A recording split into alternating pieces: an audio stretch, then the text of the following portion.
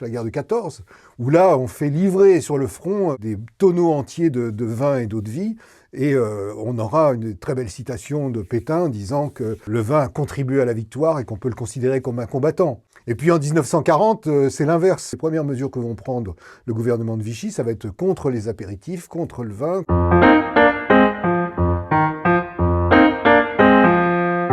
Dans la Bible, on retrouve, je crois, plus de 300 fois le vin et la vigne. Déjà, ce qui est pas mal, c'est que Noé pensait en emporter, parce qu'il a emporté des animaux et tout ça, mais on n'avait pas parlé forcément du pied de vigne. La symbolique de Noé est intéressante aussi parce que, à la fois, c'est le plaisir, le bonheur, la nourriture, la vie, mais c'est aussi les risques de l'ivresse. Parce que si on suit Noé un peu plus loin, il s'enivre et il se dénude, et il faut que ses deux fils viennent le recouvrir de la nudité, parce que il est beurré comme un petit lul, le Père Noé. On n'arrêtera pas, tout au long de l'histoire, et dans la Bible aussi, de montrer qu'une légère ivresse, c'est bien, ça fait plaisir, ça permet la circulation des mots, on se réjouit, on se satisfait, on communie avec Dieu. Et en même temps, le danger, c'est d'aller plus loin, c'est-à-dire c'est ce qui rend l'homme imbécile, c'est l'ivresse.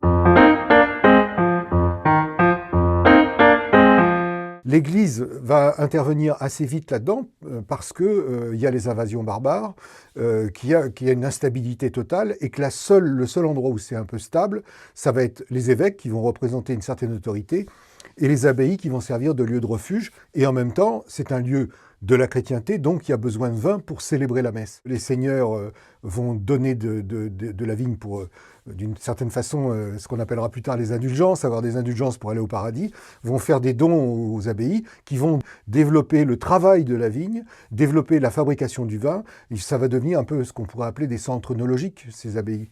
Et elles vont aussi commercer avec ça, c'est-à-dire qu'elles vont abreuver les pèlerins qui descendent vers Saint-Jacques-de-Compostelle, mais elles vont aussi vendre du vin, et ça va leur donner aussi du prestige.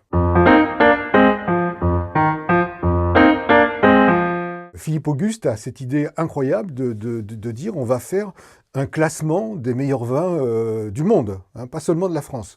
Donc il fait venir des vins de Grèce, des vins d'Italie, et ils vont se mettre à déguster à Paris. Il a pris avec lui un moine anglais qui est chargé d'excommunier les mauvais vins. Ils vont rester 3 jours et 3 nuits enfermés. Ils ne font pas comme nous quand on déguste, ils ne recrachent pas. Si bien qu'au bout je crois, d'un jour et demi, le moine anglais s'effondre.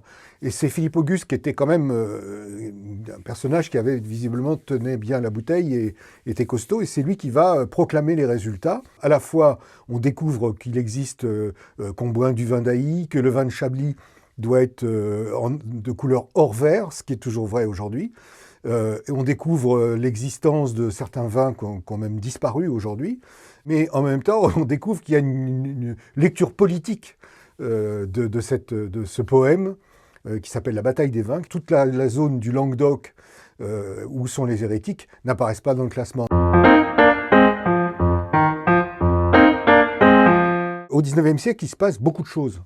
Il y a l'arrivée du train, du chemin de fer, qui va permettre aux vins du Sud d'abreuver le nord de la France beaucoup plus rapidement, et ça va ruiner tous les petits vignobles qu'il y avait autour de Paris, par exemple. Tous ces vignobles-là qui s'étaient développés avec la révolution industrielle vont péricliter.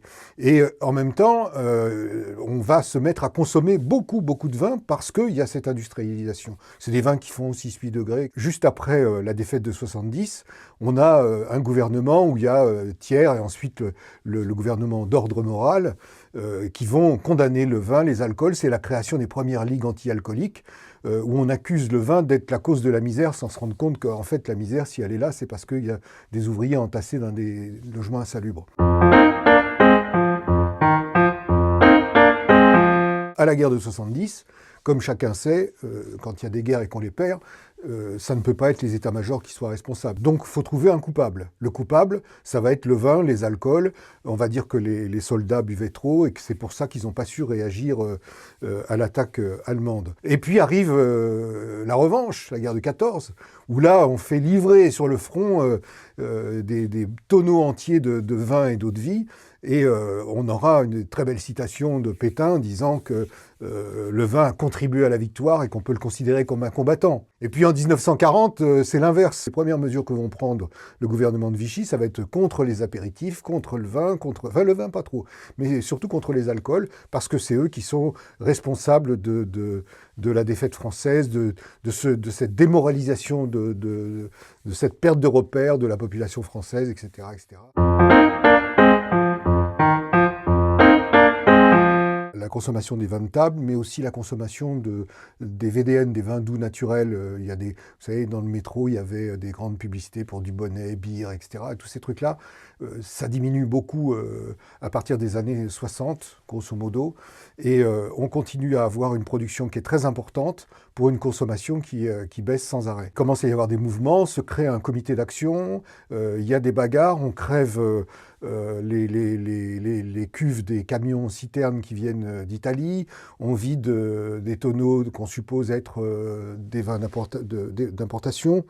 Et puis, il y a un affrontement terrible à Montredon, en 1976, où il y a un mort de chaque côté, il y a un officier CRS qui est tué, et il y a un vigneron qui est tué. Et à cette époque-là, Christian Bonnet a une parole très malheureuse, c'est qu'ils crèvent avec leur bibine. Mais ça va tout changer dans le Languedoc, parce qu'à partir de là, on va créer des appellations contrôlées, Minervois, Corbière, on va les développer, on va s'en occuper vraiment, et ça va être une espèce d'Eldorado aussi pour des nouveaux vignerons.